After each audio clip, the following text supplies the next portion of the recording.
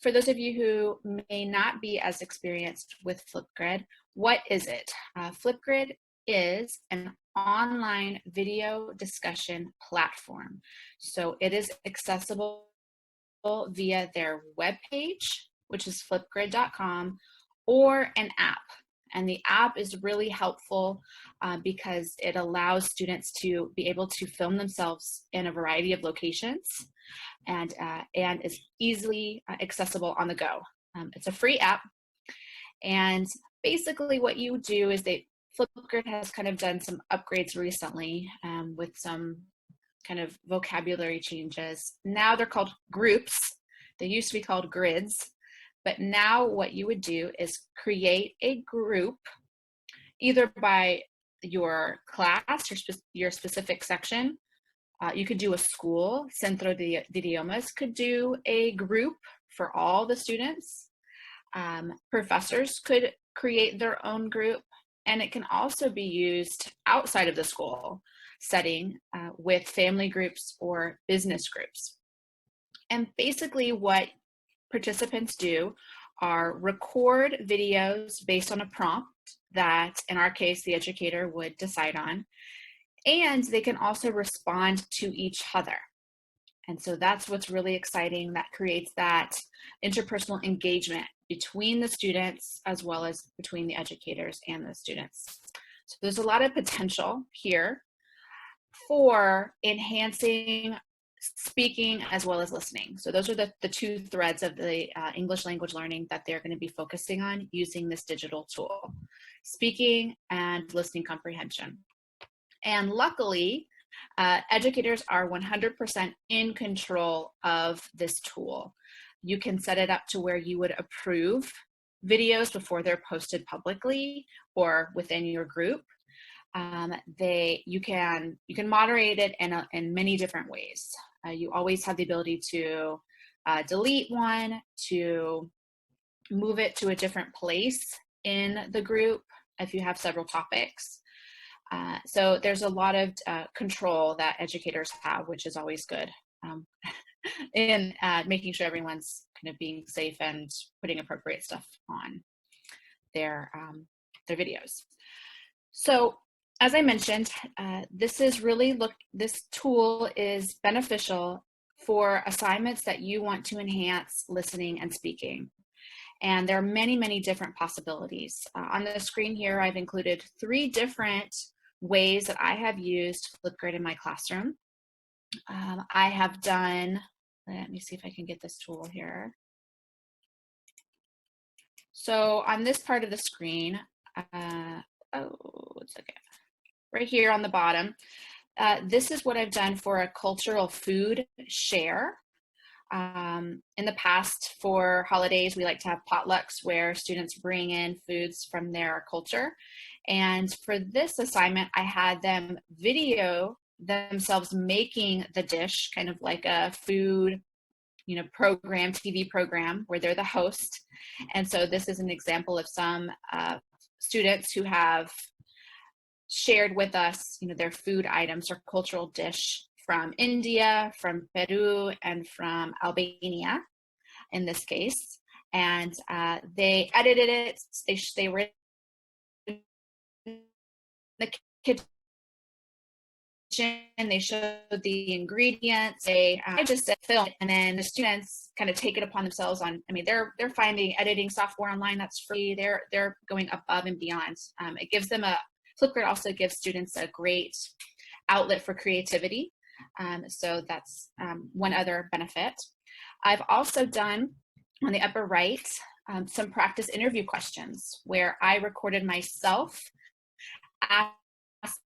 asking a variety, 10 to 15 interview for strongest, what are your strengths, what are your weaknesses, what do you know about the company?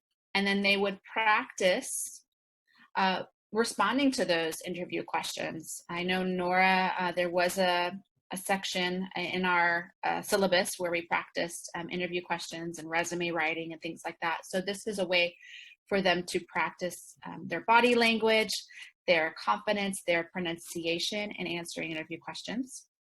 And then on the bottom right is just an icebreaker that I did, 2 truths and a lie, where you would record, the students would each record themselves telling 2 truths about themselves and 1 lie. And the assignment was for other students to go on that group, listen to several other students' videos, and respond saying which one they thought was their cohort's lie. So there's many, many possibilities, debates, book clubs, oral presentations, especially now that we're virtual. This is a great platform if you have a presentation for them to upload a video of their oral presentation so that we can still hear them speaking. It's not necessarily in front of a class, but there's still those, the students are still going to hear each other, and you're going to be able to provide feedback on them. So let me get this one up. Okay. And the setting up process is very easy. You would just go to flipgrid.com, set up an educator account, which is free. And the good news about this is that students do not need accounts. I love digital tools that, oh my gosh, hold on one second. An Adobe upload. 1 second. I'm so sorry about that. I love applications that are super easy for students to use and don't require them to memorize another password, keep track of all that, keep track of different accounts. So that is really nice that for Flipgrid, you do not need, your students do not need an account. So on this page that I'm showing now is just a screenshot of where you would go for educator sign up, and then the notice here that says students do not need accounts. All they need is your join code, which I'll go over in a moment. And so how to set it up, you would just follow the prompts follow the prompts in setting up your group. You can set it to private or public.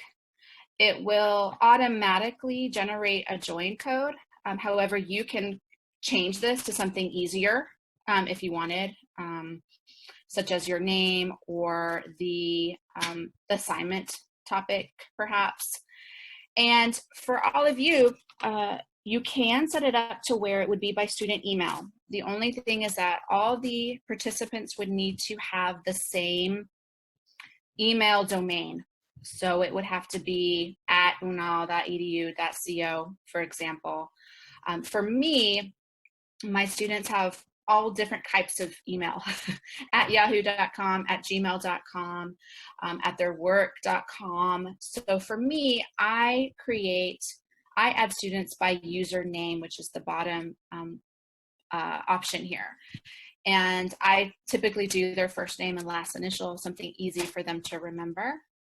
And then you would go to sharing the group to your students. And there are a variety of ways to do that.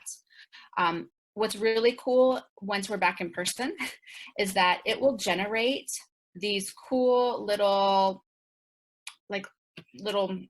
name tag kind of things over here on the left, and it'll set them all up. You just print out, say for example you had 30 students in your class, it would set up on sheets of paper that you would print out these cool little tags, and in theory you can cut these out and physically hand them to your student, and it would have all of the information that they need. So right here,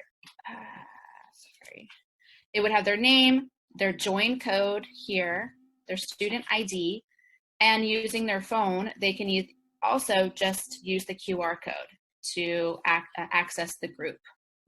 So that's a really cool feature. If you don't, like for now, we don't see them in person, you can always share it via a link.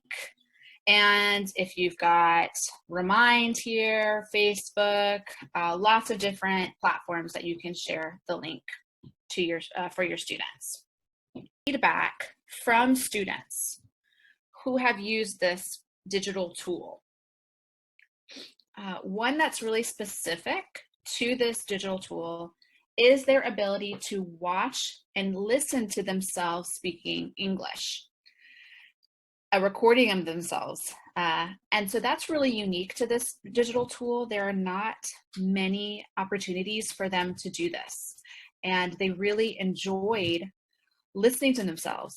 It gave them an opportunity to self-critique, to see what they were doing well, to see what they really sounded like speaking English.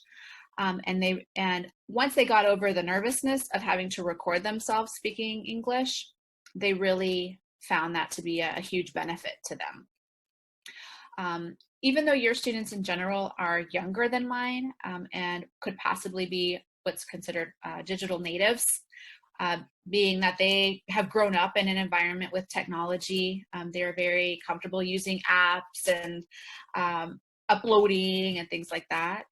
Some of my older students, and maybe some of yours as well, were very nervous to have to use this type of technology. However, I'm always looking for ways to challenge my students. And so using that technology was another way for me to help them understand that they can do hard things, that they can be successful. And so one of the feedbacks was that I was nervous, but I appreciated the challenge of having to use this app, having to figure it out.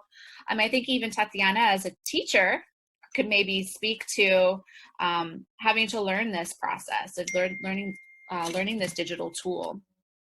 And kind of overcoming that herself maybe and feeling more comfortable using this tool, which can go into seeking out and using other digital tools. The third feedback is that it gives students a really great creative outlook. Some of my students, and I'll show you some examples, really, did effects, did music, added music to their videos, were bringing in photos.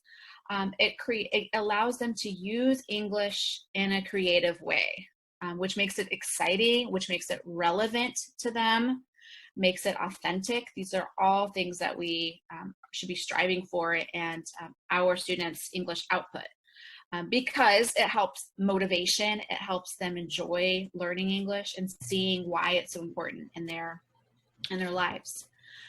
They also liked watching their classmates' videos and commenting. I think this is really good feedback when we're in a virtual setting right now, where they don't have the camaraderie, they're not necessarily making friends in the same way as they do in the in-person classrooms. So we're creating that class culture to where they feel more comfortable with each other, making mistakes, sounding maybe not perfect in their English output. That's all. That kind of culture in the classroom is important for our students to feel comfortable trying their best. And Teresa, if I may interrupt you, I've gotten from my students is that they appreciate that this is actually authentic communication. Now, this is specific to the Virtual Pen Pal project, in that they are speaking to another person about topics that are interesting to them.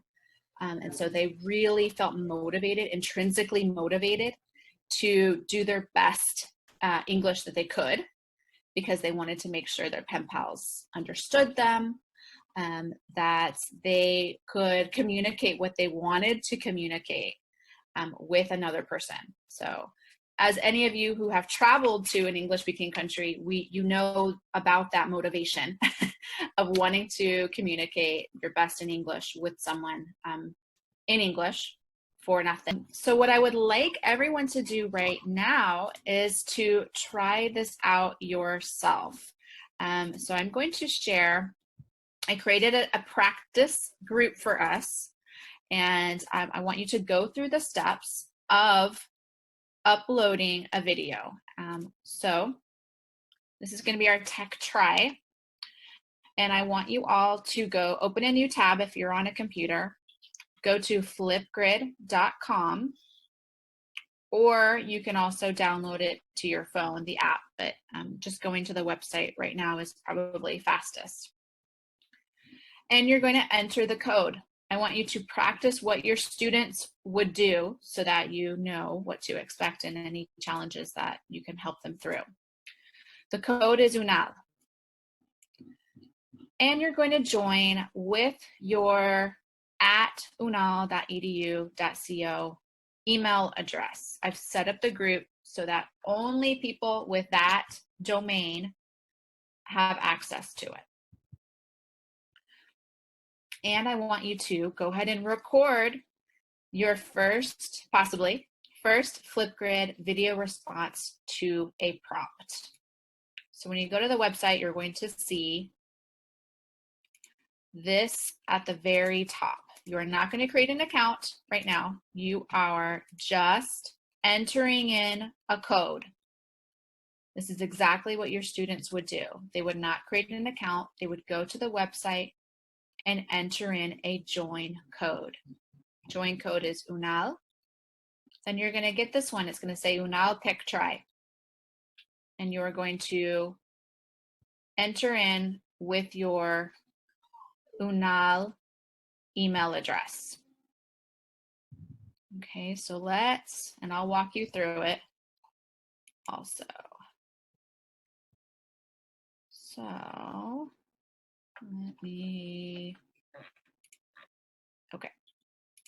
so Flipgrid, Flipgrid.com, enter in UNAL. Now I no longer have a UNAL email, so I am going to enter with what's called a guest password. And this is another option for you if you have participants that have different email addresses. And so let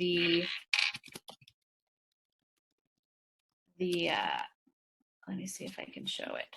The guest password that I chose is Centro de Idiomas. But if you have an email, if you're a student here, it says, are you a student, or in this case, a teacher, with a school email, you can always press there. But I'm gonna use the guest password. And you should see this cute cat with glasses. And that is our tech try. And the prompt here is, how could you see yourself using the Flipgrid digital tool in your classroom? So think about maybe an assignment that you could enhance using Flipgrid. Maybe you want to do a virtual pen pal, and then if you want, you can watch my video as an example of how to add a video to your instructions. And all you would do is just press this big button here, record a response, and it'll walk you through the steps on how to do that. So we've got about 10 more minutes or so on my end of the training. So that should be enough time for y'all to log in and record a video. And once you start doing that, you will see the responses starting to pop up. Yeah, I was playing a little bit with that. Yeah, there are a lot of different filters and ways that, just I like how it gives students opportunities to show their personality a bit. Yeah, so guys, what are yours? I know. Hope I'm not just talking to an abyss here. I know with my students, I always have them turn on their camera. Just so I know that they're there. And so I'm halfway through, sorry. Okay, thank you. There you are, Wiswan. It's so nice. Great. Hi, Lena. Yay, I see your face.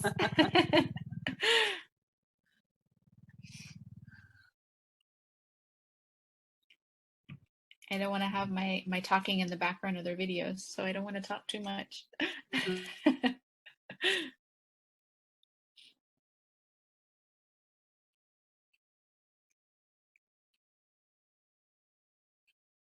And I don't even think I have to refresh. I think it'll just show.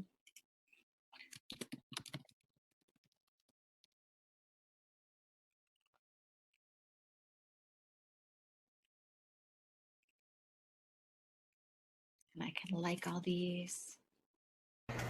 Could you see yourself using the Flipgrid digital tool in your classroom? So we're gonna watch a couple of these and get some ideas from our coworkers also. Hey guys, thank you for this training, Teresa. It is very interesting, and I would love to learn more about tools like this. Guess what? Thank you. I'm hearing you in the back, so you're gonna hear yourselves talking while I'm recording my video.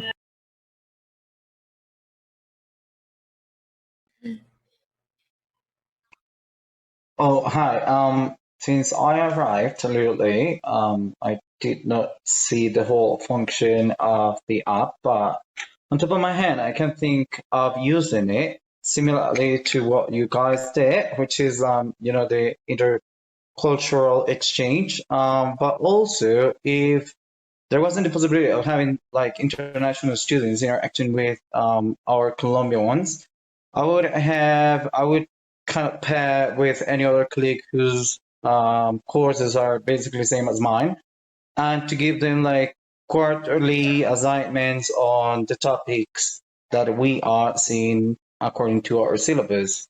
So like that, they'll be, I would keep track on their speaking abilities and also on their vocabulary, the vocabulary that they have learned from the courses that we are currently teaching them. So that's just like in a ballpark.